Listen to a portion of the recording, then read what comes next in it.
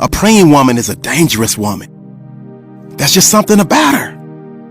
A determined woman on her knees praying for her home, her family, her children, her church. You want to see power? Start praying, woman of God. I value the role of a godly man in the home, a father in the home. But I want to speak to the women. Many times, the first person in a home, the first person in our families to be sensitive to God is a praying woman. So I'm speaking to you, Mom. I'm speaking to you, lady. I'm speaking to you, Grandma. Keep on praying. Keep on seeking after God. You can have a powerful, godly influence in your home, on your family, on your marriage, at your job. God can use you to make an impact, to be the vessel through which He starts a revival. There is no one who can take your place, woman of God. You are needed as a resource in the body of Christ. Don't stop praying. You're part of the defense line for your family against the devil. And we need praying women who stand up and say no.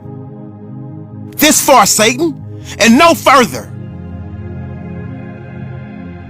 Women of God, we need to pray. A praying woman is a dangerous woman. Prayer is a force and in the hands of a virtuous woman. The weapon of prayer is fierce and unstoppable. The power of prayer is the power of God. Prayer gives you strength in the middle of a storm. Be strong, strong in prayer. We are called to pray without ceasing, to pray always, to pray with perseverance. The battle is fought on your knees. The battle is won on your knees. We need praying women. We need praying mothers. We need to teach our daughters to pray, our sons to pray. Prayer is a lifeline. And on the other side is your answer from God. Prayer is your weapon. When the enemy attacks, pray. In your day of trouble, ladies, pray. You can't make it in this life without prayer. You can't live without prayer.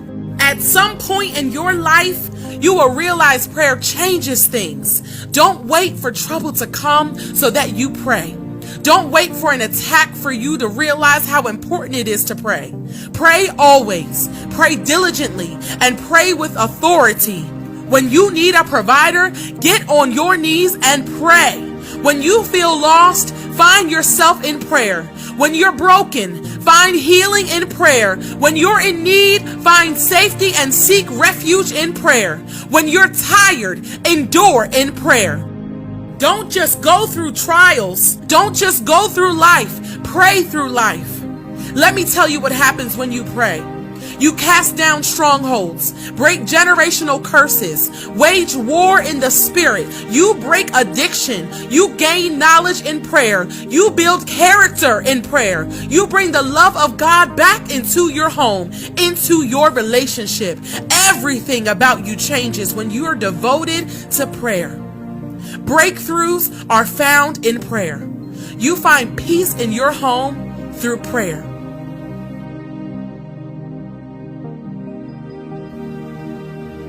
The power of a praying woman. If you're a praying lady, don't stop now. If you're a praying mother, don't stop now. If you're a praying wife or a young girl, then press on. Keep praying, because now more than ever is the time that we need women of God to stand up in prayer. Now is the time to seek God. We need women of faith and prayer. We need women filled with more faith than fear.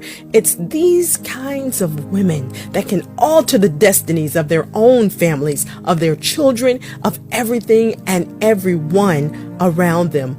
Let me tell you something about a praying woman. A praying woman is dangerous. A woman of faith is dangerous. She goes to war in her prayer closet. The Shunammite woman's faith was so strong that she took the lifeless body of her son straight to the feet of God's servant, Elisha. And she was like, God, you deal with that. And I'm speaking to you right now. Take it to the Lord and tell him, God, You deal with this. You deal with my finances. You deal with my business. You deal with my kids, with my supervisor at work. The power of a praying woman can be seen on Hannah, crying, pleading, but more importantly, praying to the Lord. Give me a child. And her prayer moved God. You see, the power of a praying woman will push past her surroundings. It'll push past people's opinions. It pushes past the holier than thou people in church. It pushes boundaries and touches the hem of Jesus' garment. Let prayer be our portion. Let prayer be our passion. Let prayer be our practice. Let our prayers be intentional and intense. Let us be found at the throne of grace every day.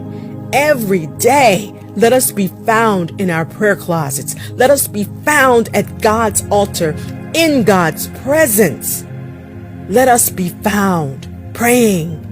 We need to get to the stage where we say, I am tired, devil, of you pushing me around. I'm tired of you accusing me, trying to confuse me. I'm tired of you, devil, afflicting me, attacking me, trying to oppress me with fear and doubt, insecurities and feelings of low self-esteem. Get fired up and tell the devil no more. Pray to be set free. Pray for the victory. We must be a people with a cutting edge of mighty prayer, a people that disrupt and dislodge satanic forces that try to form strongholds in our homes, in our minds. I want to highlight the fact that one woman can make a difference by her powerful prayer. In fact,